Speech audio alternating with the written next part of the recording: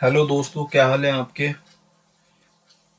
दोस्तों, मैंने एक तरीका सोचा है कि अब जैसे कि मेरे पास थोड़ा टाइम कम रहेगा टेलीग्राम पे आने के लिए, तो मैं जैसे वहाँ पे साइकोलॉजी आपको प्रोवाइड करता हूँ, तो इसी टाइप की कोशिश मेरी ये रहेगी कि मैं आपको निफ्टी की वीडियोस और बाकी स्टॉक्स की वीडियोस और साइकोलॉजिकल जो ट्रीटमेंट है वो सर मैं आपको प्रोवाइड करता रहूँ, जिससे कि आपकी जो स्टॉक मार्केट की जर्नी है वो बहुत ईजी हो जाए। फंडामेंटली भी हम बात करा करेंगे, टेक्निकल भी हम बात करा करेंगे, और धीरे धीरे इन सीरीज को आगे लेके जाते रहेंगे। ठीक है सर। तो आज बात कर लेते हैं sir market moves. Market moves मैंने इसका नाम रखा है, वो इसलिए रखा है कि जब भी आप पाएंगे, जब भी मैं आपके पास आऊंगा यहाँ पे यूट्यूब पे या फिर टेलीग्राम पे, तो कहीं ना कोई मूवमेंट चल रही होगी, या तो बुलिश होगी या बेयरिश होगी या साइडवेज होगी। तो मार्केट जो मूव्स हैं वो उसके अंदर उसके जो टैक्टिकल प्लेज होते हैं वो क्या करती है वहां पे, वो किस तरीके से सिनेरियो बनाती है आपको ट्रैप करने के लिए, और ऐसी सिचुएशंस में आपको क्या करना चाहिए, कहाँ पर दाव लगाना चाहिए, और किस तरीके से अपने पोर्टफोलियो को बचाना चाहिए। तो इसकी बात हम कर लेते हैं सर। देखिए सर, जो मार्केट होती है सर वो इतनी स्मार्ट एनिमल होती है कि उसको पोजीशंस के हिसाब से वो आदमी के ब्रेन को इस तरीके से वॉश करती है पोजीशंस को दिखाकर कि वो उसके अंदर ट्रैप हो जाता है। कोई स्टॉक चला, जैसे कि कोई स्टॉक चला 50%, वो वहां से उसको 15% करेक्ट करेगी, आपको उसके अंदर ललचाएगी, फिर मार्केट उसको साइडवेज खड़ा कर देगी स्टॉक को काफी टाइम के लिए, और आपके भाव आएंगे नहीं। काफी टाइम तक आप उसको होल्ड करके बैठे रहेंगे। कुछ टायर वाले स्टॉक्स में फंसे हुए हैं, कोई कुछ स्टॉक्स में फंसे हुए हैं, कुछ गैस के स्टॉक्स में फंसे हुए हैं आप लोगों में से। तो अभी की जो मूवमेंट है मैं उसकी बात कर रहा हूँ। तो मार्केट का ये प्ले होता है सर, मार्केट की ये गेम होती है कि मार्केट ना सर स्टॉक को गिरा के वहां पे खड़ा रखेगी, कंसोलिडेट करेगी। जैसे कि आपने हमेशा से नोटिस किया होगा, चार्ट्स जो आप देखते हैं, चार्ट रीडिंग आप करते हैं, तो उसके अंदर आपने नोटिस किया होगा कि एक स्टॉक अपने हाई से गिरा 20% 30%, और वहां जाके उसने 10-12 दिन काम कराया। 10-12 दिन में उसमें एक्यूमुलेशन हो जाती है स्टॉक्स के अंदर, काफी लोग उसके अंदर बाय करते हैं, नीचे जो वॉल्यूम्स होते हैं वो भी थोड़े बढ़ने लग जाते हैं, ग्रीन कलर के वॉल्यूम्स आ जाते हैं, सेलिंग उसके अंदर बंद हो जाती है, और एकदम ही मार्केट उसको गिराना स्टार्ट कर देती है। देन फिर आप उसको एवरेज करना स्टार्ट कर देते हैं। ये एक ना सर मूव है, ये एक पार्ट है, आपको ना ये सीखना पड़ेगा। जैसे कि लास्ट टाइम मैंने आपको बताया था safety of margin, margin of safety जो मैंने आपको बताया था, फंडामेंटली उसके अंदर क्या हो रहा है, उसका पी किस टाइप से कट रहा है, आपको ये सब चीजें ना नोटिस करनी पड़ेगी, तभी आपको अच्छे भाव अच्छे स्टॉक में आप ले पाएंगे। जो 15% है सर वो एक तरीके का ट्रैप है। जो हाई से अपना 15-20% 30% स्टॉक गिरा है वो एक ट्रैप है। आप उस ट्रैप के अंदर फंसते हैं, कच्चा लालच खा जाते हैं कि अच्छी कंपनी है, अच्छा स्टॉक है, सब कुछ है। सर उसका ये देखिए, पहली चीज तो आपको उसके अंदर ये देखनी चाहिए कि अगर कोई स्टॉक अपने हाई से 15-20% गिरा है, उसकी वैल्यूएशन कितनी है। अब जैसे जुबलेंट फूड की मैं बात कर लेता हूँ। अब जुबलेंट फूड जिस टाइम पर 4500 रुपए के आसपास था, 260 270 का पी था उसका, 300 का पी। अब 300 के पी से जब उसकी डी रेटिंग होनी स्टार्ट हुई स्टॉक की, जुबलेंट फूड की, तब वो स्टॉक कहीं ना कहीं आके स्टेबलाइज हुआ 3500 रुपए के आसपास। 3500 3600 3400 3500 3600, काफी बाइंग करी लोगों ने। फिर वो आके नीचे के लेवल पे एक रुका 3200 के लेवल पे। 3200 के लेवल पे लोगों ने काफी बाइंग करी। फिर 3000 2900 2800 वो नीचे ही जाता रहा। आज की डेट में भी आप उसका पी देखेंगे आप जुबलेंट फूड का, तो आपको काफी ज्यादा दिखेगा। तो जब किसी स्टॉक की डी रेटिंग होती है पी के अंदर, तो वो प्राइस वाइज करेक्ट करता है, क्योंकि अर्निंग्स उससे आ नहीं रही। अगर अर्निंग्स आ रही होती तो वो 260 का पी जो है सस्टेन करता। सारी गेम ऐसी मार्केटों में अर्निंग्स की होती है सर। आप देखते हैं टेक्निकल, कि टेक्निकल पे 15% करेक्ट हो गया है, तो फंडामेंटली हमने क्या देखना उसके अंदर। फंडामेंटली के अंदर भी सर बहुत सारे मूव्स होते हैं जो आपको धीरे धीरे धीरे धीरे सीखने पड़ेंगे इस मार्केट के अंदर। हमेशा ऐसी गिरावट के टाइम पर आपको ऐसे स्टॉक्स में जाना चाहिए जो कंसिस्टेंट कंपाउंडर हो, कंसिस्टेंट। दूसरी बात, उनकी क्वालिटी बहुत अच्छी हो, और उन सेक्टर्स के अंदर ग्रोथ हो, किसी टाइप की टेलविंड हो उस सेक्टर के अंदर। अगर उस स्टॉक को कोई टेलविंड नहीं है, क्वालिटी अच्छी नहीं है स्टॉक की, और स्टॉक में लॉन्जिविटी नहीं है, तो सर फिर आपने गलत घोड़े पे दाव लगा दिया है, आप इस गिरावट का भी फायदा नहीं उठा पाए। जो अच्छे इन्वेस्टर्स हैं इस मार्केट के अंदर, वो ऐसे मूव्स की वेट करते हैं सर, कि उनको ऐसे मूव्स मिल जाएं, क्योंकि उनको पता है कि उन्हें दाव कहाँ लगाना है। क्योंकि उन्होंने सेक्टर्स देखे हुए हैं, उन्होंने मार्केट की साइकिल्स देखी हुई हैं। अभी आपने मार्केट की साइकिल्स नहीं देखी हैं। तो ये जो गिरावट का दौर है, इस गिरावट के दौर में आपको अच्छे स्टॉक्स एक्यूमुलेट करने हैं, एक्यूमुलेशन करने हैं। जिन स्टॉक्स की हाई पेडिग्री स्टॉक्स हैं, जो कि काफी लोगों के पोर्टफोलियो का हिस्सा है, अब लाइक एशियन पेंट हो गया, पीडीलाइट हो गया, लैक्सो हो गया, हाई पेडिग्री के स्टॉक हो गए, मुथूट हो गया, बजाज फाइनेंस हो गया, हालांकि उनकी वैल्यूएशन बहुत ज़्यादा है। अगर कोई ग्रोथ इन्वेस्टर है तो वो इनको बाय नहीं करेगा, लेकिन कोई वैल्यू इन्वेस्टर है तो वो इनको नहीं, कोई वैल्यू इन्वेस्टर है तो वो इनको बाय नहीं करेगा, लेकिन अगर कोई ग्रोथ इन्वेस्टर है वो इनको जरूर बाय करेगा, क्योंकि वैल्यूएशन इनकी ज़्यादा है। हमारे यहाँ पर मार्केट के अंदर जो हाई पी के जो स्टॉक्स खरीदते हैं, जिसमें उनको ग्रोथ दिखती है, तो उसमें कहीं ना कहीं क्वालिटी बिल्ड हो जाती है। क्वालिटी सर, इस मार्केट के अंदर आप जो क्वालिटी चेक का जो सिस्टम है ना, वो आप देखते हैं भाव से, कि किस स्टॉक ने कितना परसेंट का रिटर्न दिया, कितने। अगर कोई 400% स्टॉक दे गया है आपको रिटर्न, तो वो हाई क्वालिटी स्टॉक नहीं बनता सर। हाई क्वालिटी स्टॉक के लिए उसकी परफॉर्मेंस जो है कंसिस्टेंट रहनी चाहिए कुछ सालों तक, तब जाके उसके आगे काम नाम लगता है कंसिस्टेंट कंपाउंडर। 2-4 साल के जो टेक्टिकल प्ले होते हैं सर, वो तो साइक्लिकल स्टॉक्स में भी हो जाते हैं। तो आपको ये देखना है कि आप जो स्टॉक बाय कर रहे हैं वो साइक्लिकल स्टॉक है या वो हाई पेडिग्री का स्टॉक है, सबसे पहली चीज। क्योंकि ऐसे फेजेस में कुछ स्टॉक्स ऐसे होते हैं जिनके भाव ही नहीं आते 3-4 तक। अगर गलती से आपने उनको बाय कर लिया तो देखिए, एक तो आपके पास इतनी अच्छी एक अपॉर्चुनिटी आपसे मिस हो गई, और दूसरा कि वो स्टॉक परफॉर्म नहीं करेगा क्योंकि वो साइक्लिकल स्टॉक है। और मेटल सेक्टर को भी मैं साइक्लिकल ही मानता हूँ। अब कई लोग मेटल पे बहुत बुलिश हैं, लेकिन मैं मेटल पे ज्यादा बुलिश नहीं हूँ। मेटल की 1-2 कंपनीज ही है मेरे पास जिनको मैं मानता हूँ कि वो आगे जाके कंसिस्टेंट कंपाउंडर बन जाएगी, जिनका मैंने जिक्र भी किया आपके साथ टेलीग्राम पे कई बार। ऐसी कंपनीज जो कि आगे जाके कंसिस्टेंट कंपाउंडर्स में डेवलप हो सकती हैं, या ऑलरेडी मार्केट के अंदर ऐसी कंपनीज आपके सामने रहती हैं, आपको उन पे दाव खेलना है सर। आपको बिल्कुल भी ऐसे स्टॉक्स में नहीं जाना जहाँ पे कहीं ना कहीं किसी तरीके का हनी ट्रैप तैयार हो रहा हो आप लोगों के लिए। बहुत सारी आपको कंपनीज मिल जाएंगी, स्मॉल कैप वगैरह ये सब। सर सबसे पहले तो आपने हमेशा, जब भी आप काम करते हैं स्टॉक मार्केट में और ऐसे फेजेस के अंदर आप आते हैं जब मंदी का दौर होता है, निफ्टी करेक्ट हो जाता है, 20-25% हो जाता है, तो सबसे पहला आपको काम ये करना चाहिए कि जो लार्ज कैप कंपनीज हैं, जिनके भाव आपने नहीं देखे इस लेवल पे, क्योंकि 2020 में कुछ इसी टाइप के स्टॉक्स थे, क्योंकि आज भी उस टाइप के भाव हैं, लेकिन आपको स्टॉक दिख नहीं रहे हैं। क्योंकि कई लोग कहेंगे सर बजाज फाइनेंस जो है आज भी सर 6500 रुपये, वो कहाँ गया 2000 रुपये पे, आप कह रहे हैं 2020 का भाव है। तो सर 2 साल बीत चुके हैं। अगर 15% का भी अगर मैं उसका रिटर्न मानूं 2000 रुपये पे, तो भी आप लगा लीजिए सर 3-4 हज़ार रुपये का तो स्टॉक वो होता ही आज की डेट में, अगर वैल्यू ही अगर मैं उसके अंदर क्रिएट कर दूँ तो। लेकिन इंट्रिंसिक वैल्यू उसकी जो है वो कम है, और स्टॉक प्राइस बहुत हाई है, जो कि मैं कह रहा था हाई पी वाले स्टॉक्स जो है ग्रोथ इन्वेस्टर्स उसको बाय करते हैं। और ऐसे फेजेस में गुड क्वालिटी के स्टॉक्स में ही करेक्शन आती है जिनके पी हाई हो रखे होते हैं। उसका एक अच्छा खासा आपके सामने जो एग्जांपल है वो जुबिलेंट फूड है, दूसरा HDFC AMC, तीसरा कैंप्स, चौथा Naukri.com। ये सारे स्टॉक्स हैं इस टाइप के। अब डी मार्ट नहीं गिर रहा है क्योंकि डी मार्ट में पैसा शिफ्ट हो रहा है, डी मार्ट में भी जगह बची हुई है। तो जब कहीं पे जगह बची हुई होती है सर, तो वो तब तक नहीं गिरता जब तक उसके अंदर पैसे का फ्लो रहता है। ऊपर नहीं जाएगा तो नीचे भी नहीं आएगा। पैसे का फ्लो आना बंद हुआ तो डी मार्ट भी मैं आपको 3500 रुपये का भाव दिखा दूंगा इसी मार्केट के अंदर थोड़े दिन के अंदर। अब जिन सेक्टर्स को हेडविंड मिली हुई है, अगर आप वहां एक्यूमुलेशन कर रहे हैं तो अभी सही समय नहीं है वहां एक्यूमुलेशन करने का। जैसे कि paint sector, liquor sector and chemical sector, बिल्कुल नहीं है अभी जाने का वहां पर।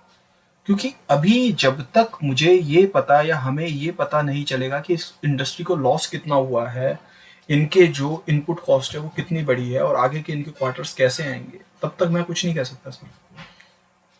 क्योंकि अभी तो इन्होंने अपने रिजल्ट्स जो है वो डिक्लेयर करने हैं। अब नेक्स्ट क्वार्टर देखना पड़ेगा केमिकल को, पेंट को और अल्कोहल को।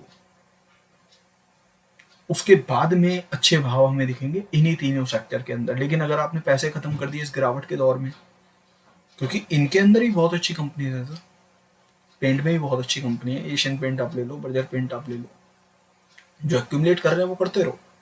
लेकिन किसी को अगर न्यू इन्वेस्टमेंट करनी है, फ्रेश मनी अगर एंटर करनी है, तो एक क्वार्टर का वेट कीजिए, अच्छे भाव भी मिल सकते हैं आपको। और बाकी ये जो नई कंपनी आई है, फिनटेक कंपनी, जोमैटो मैटो, ये वो दुनिया भर के जो है एग्रीगेटर्स जो कंपनी आई है, इनसे दूर ही रहिए सर। इनको पहले ना रमा होने दीजिए इस मार्केट के अंदर। मार्केट इनकी वैल्यूएशन, इनकी औकात जो है वो टाइम टू टाइम दिखा देगी। आज किसी ने मैसेज भी किया था आपने कि सर 400 रुपये, 450 रुपये का भाव आ गया पेटीएम का, 400-500 क्या है। जिस दिन लिस्ट हुआ था उसी दिन मैंने आपको बोल दिया था इस स्टॉक की जो वैल्यू है वो 400-500 रुपये मार्केट इसको ले आएगी। उसके बाद नीचे देखेंगे इसमें वैल्यू क्रिएट हो रही है नहीं हो रही, क्योंकि सारी लॉस मेकिंग कंपनी है सर।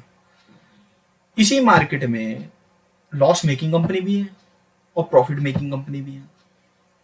हमें तो पैसा कमाना है सर, हम लॉस मेकिंग के अंदर रिस्क क्यों ले, जब हम अपने रिस्क को अच्छी कंपनी में डाइवर्सिफाइड कर सकते हैं। और इस टाइम पे भी अगर कोई जोमेटो अगर कोई एक्यूमुलेट कर रहा हो या पेटीएम कोई एक्यूमुलेट कर रहा हो तो बेवकूफ़ी कर रहा है, क्योंकि हमने सर प्रॉफिटेबल कंपनीज के अंदर जाना है, हाई क्वालिटी की, हाई पैडिग्री की, जिनके अंदर हमें जो है रिटर्न्स जो है अच्छे मिल जाए। अब प्रॉब्लम क्या है कि साइकोलॉजिकल प्रॉब्लम आप लोगों के साथ में क्या है कि आप देखते हैं टेक्निकल, एक स्टॉक आपने देख लिया कि सर ये मतलब इसे लॉन्ग टर्म का चार्ट जो है वो बुलिश है और सर ये बहुत अच्छा स्टॉक है, हमारे हिसाब से तो कंसिस्टेंट कंपाउंडर है और बढ़िया चलता है सर स्टॉक, इसकी ग्रोथ भी बहुत अच्छी है, सब कुछ ठीक है। और बाकी सर इसके अंदर हमें टेलविंड भी दिख रही है और हेडविंड हमें आगे दिख नहीं रही है और स्टॉक काफ़ी अच्छा करेक्ट हो चुका है, क्या इसको हम बाय कर लें। कुछ टायर्स वाले स्टॉक हैं, कुछ आईटी वाले स्टॉक्स हैं, अभी की बता रहा हूँ सर मैं आपको, कुछ आईटी वाले स्टॉक्स हैं, कुछ टायर वाले स्टॉक्स हैं, बहुत सारे स्टॉक्स हैं। क्या सर हम इनको एक्यूमुलेट कर लें, फार्मा के स्टॉक्स हैं, क्या इसको इनको एक्यूमुलेट कर लें। तो सर आप सबसे पहले तो ये चीज़ देखिए कि आप उसको किस बिहाफ पे आप उसको एक्यूमुलेट कर रहे हैं। क्या मार्केट ने आपको ग्रीन सिग्नल दे दिया उसको एक्यूमुलेट करने का उन स्टॉक्स को, क्या वो फंडामेंटली जो है सस्टेनेबल हो गए हैं, स्टेबल है वो कंपनी फंडामेंटली इस टाइम पे, क्या उसमें करेक्शन नहीं आ सकती अभी, जो उसका पी है वो मीडियन के पास आ गया है, क्या उसका जो प्राइस है टेक्निकली वो सपोर्ट के पास आ गया है, क्या उसे कैमरिला की S3 को सपोर्ट के पास है। सारे जब फैक्टर्स आप देखेंगे तब आके आपके पास रिजल्ट आएगा कि आपको ये एक्यूमुलेट करना है या नहीं करना है। लेकिन अगर स्टॉक गिरने के बाद कहीं पर खड़ा हुआ है और वहां पे वो 15-20 दिन काम कराना है, तो इसका मतलब ये नहीं है कि उस स्टॉक के अंदर वैल्यू क्रिएट हो गई है। मेरे बताने का मकसद सिर्फ आपको ये है मार्केट मूव्स में कि मार्केट का ये जो प्ले है वो ये होता है कि स्टॉक को एक जगह लाके खड़ा कर देती है, वो 15-20 दिन काम कराती है और वहां से फिर उसको नीचे की जर्नी, उसकी यात्रा उसकी तैयार कर देती है। दूसरी बात, अच्छे अच्छे एनालिस्ट हैं, अब आप समझ जाएंगे मैं किसकी बात कर रहा हूँ। तो वो जो चार्ट रीड करते हैं, उनके जो स्टॉक्स होते हैं जिसमें टाइम वाइज और प्राइस वाइज करेक्शन पूरी हो चुकी है, वो स्टॉक्स परफॉर्म क्यों नहीं करते, वो स्टॉक्स जो हैं टाइम टू टाइम चलते क्यों नहीं है, ब्रेकआउट्स क्यों नहीं देते हैं, आगे जाके चलते क्यों नहीं है, क्योंकि सर वो जो सिनेरियो है वो चलता है बुल रन के अंदर, बुलिश मोमेंट पे। साइडवेज में वो काम नहीं करेगा, काम करेगा लेकिन बहुत स्लो काम करेगा, बहुत धीरे काम करेगा, और आपके पास पेशेंस है नहीं। पेशेंस आते हैं साइकोलॉजी से, जिसका साइकोलॉजी एकदम क्लियर है मार्केट को लेकर, जिसका ब्रेन एकदम क्लियर है मार्केट को लेकर कि मुझे ये करना है और इतने साल में मुझे इतना रिटर्न जनरेट करना है, एक साल में मेरा पोर्टफोलियो रिटर्न इतना होना चाहिए, वो मार्केट से पैसा कमा जाएगा। लेकिन अगर चाहिए क्विक मूव, एक महीने में 30%, 20%, 15%, 10%, वो आप लोगों के लिए बहुत मुश्किल है। प्ले होता है, लोग कमाते हैं, लोग करते हैं, लेकिन जब तक साइकोलॉजिकल आप तैयार नहीं होंगे इस मार्केट के अंदर, इतनी आसानी से आपको पैसा कमाने नहीं देगी, इसी टाइप के मूव्स में आपको फंसाती रहेगी। आज जैसे मैंने आपसे एक मूव मार्केट का बताया, इसी तरीके से मैं आपको और भी मूव्स बताऊंगा, जैसे जैसे मैं देखता रहूंगा चार्ट्स पे, मैं आपको बताता रहूंगा कि आपके काम की चीज क्या है। अब वो जो एनालिसिस करते हैं उसके अंदर प्रॉब्लम ये होती है कि जो टायर सेक्टर है सर, वो है ऑटोमोबाइल का हिस्सा, और ऑटोमोबाइल को बहुत ज्यादा हेडविंड मिली हुई है इस टाइम पे।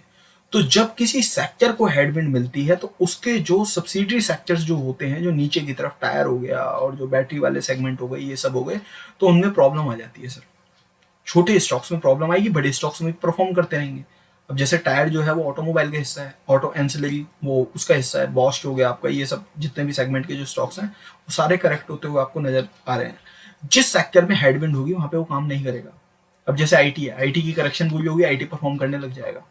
फार्मा है, फार्मा की करेक्शन पूरी होगी, फार्मा भी वहां से काम करने लग जाएगा, लेकिन अच्छे स्टॉक्स काम करने स्टार्ट हो जाएंगे। सीमेंट की करेक्शन अभी चालू रहेगी। अब सीमेंट की स्टैक क्यों करेक्शन चालू रहेगी, उसके पीछे एक बहुत बड़ा रीजन है, वो ये है कि जब हमारे यहाँ पे इंटरेस्ट रेट हाइक होंगे तो लोगों की परचेजिंग पावर कम हो जाएगी। जब परचेजिंग पावर कम हो जाएगी तो होम लोन्स ये वो ये सब होना, तो रियलिटी सेक्टर के ऊपर कहीं ना कहीं जाके इफेक्ट करेगा ये चीज। तो सीमेंट रियलिटी सेक्टर का एक हिस्सा है। ऐसा नहीं है कि बिल्डिंग्स बननी बंद हो जाएगी, कुछ हो जाएगी, लेकिन एक हेडविंड है। जब इकोनॉमिक स्लो डाउन होता है तो कहीं ना कहीं रियल एस्टेट जो होता है परफॉर्म करता है, लेकिन जो पहले के प्रोजेक्ट हैं वो परफॉर्म करते हैं, लेकिन बाद वाले जो प्रोजेक्ट्स होते हैं वो बनना थोड़े स्लो हो जाते हैं, क्योंकि अभी मार्केट में लिक्विडिटी कम करने का टाइम है। और ये सेक्टर ऐसे हैं जिनको लिक्विडिटी की जरूरत पड़ती है, कि मार्केट में जब लिक्विडिटी है तब वो अच्छा परफॉर्म करेंगे। जैसे कि आपने पास्ट देखा कि सीमेंट बहुत अच्छा भगता हुआ ऊपर की तरफ आया, पेंट बहुत अच्छा भगता हुआ ऊपर की तरफ आया, नीचे से अच्छी रैली दे दी इन स्टॉक्स ने। अब जो आईटी है, अब आईटी के अंदर आप जो है एक शॉर्ट टर्म का मूव प्ले कर सकते हैं, 2 4 6 महीने का, जिसमें उसमें भी अच्छे स्टॉक्स में जाना। टीसीएस हो गया, इन्फोसिस हो गया, टेक महिंद्रा में मत जाना, विप्रो हो गया, एलटीआई में मत जाना।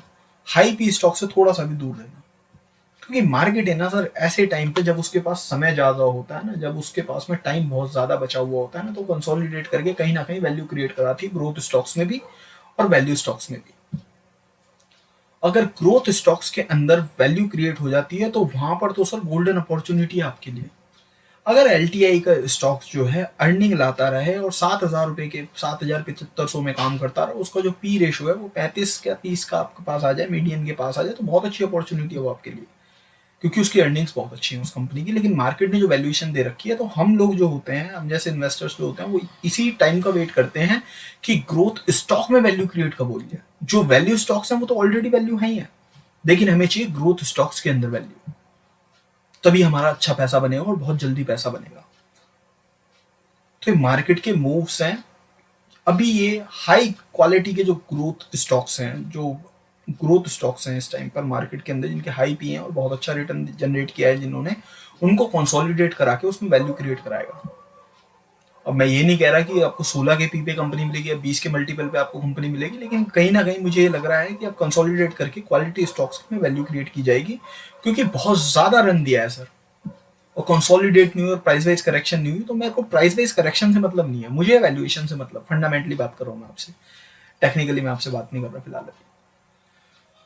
अब कंपनीज का जो ईपीएस है, जो ग्रोथ है, वो तो आनी है, वो तो बिल्कुल है, वो तो तय कर रखा है बिल्कुल नियति ने कि आनी है। लेकिन मुझे उस स्टॉक्स के अंदर चाहिए सर वैल्यू, ग्रोथ स्टॉक्स में। अगर ग्रोथ स्टॉक्स के अंदर आपको वैल्यू मिलती है, जैसे कि अब पेंट के अंदर वैल्यू क्रिएट हो जाएगी थोड़े टाइम में, एशियन पेंट आपको 2200-2300 रुपए में मिल जाए तो उसका मल्टीपल थोड़ा कम हो जाएगा, 60 के 65 के मल्टीपल पे मिल जाएगा, 100 के पी की कंपनी आपको 65 के मल्टीपल पे मिल रही है, तो काफी अच्छा डिस्काउंट है आपके लिए। टेक्निकली नहीं बात नहीं कर रहा, फंडामेंटली कर रहा हूँ। तो इस तरीके से ये जो प्ले जो होता है सर, मार्केट के जो मूव्स होते हैं, कि आपको ये देखना है कि यहाँ पर वैल्यू क्रिएट हो रही है, यहाँ पे ये प्राइस वाइज करेक्शन करके ऊपर की तरफ ले जाएगा। जब भी प्राइस वाइज करेक्शन बहुत ज्यादा डीपली हो जाती है, तब वहां पे थोड़े टाइम के लिए वैल्यू क्रिएट होती है। और समझना कैसे, जब कोई भी स्टॉक जो है वो नीचे गिरा, उसका पी था 100 का और उसका पी आ गया 70 का, तो वहां पे वैल्यू क्रिएट हो गई है। अब अगर आप सोचें कि ये 16 के पी पे आपको एशियन पेंट मिल जाए, बहुत मुश्किल है सर। आपको ये देखना है कि 70 का जो पी है और जो स्टॉक है वो अपनी सपोर्ट के पास है, फिबोनाची की जो रिट्रेसमेंट्स है पूरी हो गई है, टाइम वाइज करेक्शन हो गई है, कोई प्रॉब्लम नहीं है, प्राइस वाइज जो करेक्शन है वो पूरी हो गई है, प्राइस वाइज थोड़ा और नीचे गिर जाए तो कोई प्रॉब्लम नहीं है, टाइम वाइज करेक्शन, क्योंकि प्राइस अपने आप को ऊपर की तरफ मूव कर सकता है, लेकिन टाइम जो है उसे काटना ही पड़ेगा स्टॉक को। तो आपको ऐसे स्टॉक्स देखने हैं जिसमें टाइम वाइज करेक्शन पूरी हो गई है, प्राइस वाइज करेक्शन बची हुई है, लेकिन स्टॉक में वैल्यू क्रिएट है, तो वहां पे आप जाके एक्यूमुलेट करेंगे स्टॉक्स को। जो आप कई बार मुझसे पूछते हैं सर स्टॉक्स को एक्यूमुलेशन करने का सही टाइम आ गया है, नहीं आया, तो मैं उसके लिए आपको बता रहा हूँ जिस स्टॉक के अंदर टाइम वाइज करेक्शन पूरा हो चुका है और प्राइस वाइज करेक्शन अब वो कर रहे हैं, और प्राइस वाइज करेक्शन के अंदर उनके जो पी मल्टीपल है वो नीचे की तरफ आ रहे हैं, अब देखनी है आपको, अब वो आपके लिए अच्छी बैट्स हैं। क्योंकि होता क्या है, इसी का रिवर्स क्या है कि प्राइस वाइज तो वो नीचे आ गया, और प्राइस वाइज नीचे जब वो आ गया है तो वो यहाँ पर एक अपने की वैल्यू तो क्रिएट कर दी उसने, 70 के मल्टीपल पे आपको प्राइस वाइज में भी मिल रहा है और टाइम वाइज में भी मिल रहा है। लेकिन अगर टाइम वाइज कंप्लीट हो चुका है तो उसके चलने की संभावना जो है वो 90% है, क्योंकि प्राइस जो है वो अपने आप को कन्वर्ट कर लेता है ग्रोथ के अंदर। लेकिन अगर स्टॉक प्राइस वाइज करेक्ट हो गया है और आपने उसको बाय कर लिया, अब वो देगा टाइम वाइज करेक्शन आपको 6 महीने, 8 महीने की, 10 महीने की, तो क्या आप उसको बर्दाश्त कर सकते हैं? 8 महीने तक आपका स्टॉक जो है आपने 2100 पे बाई किया और 2400 रुपये पे आके वो टाइम वाइज करेक्शन कर रहा है, आपने 300 रुपये कमा लिया उसके अंदर, 10-12% का रिटर्न है, लेकिन 2 महीने, 4 महीने, 6 महीने वहीं पे खड़ा रहेगा।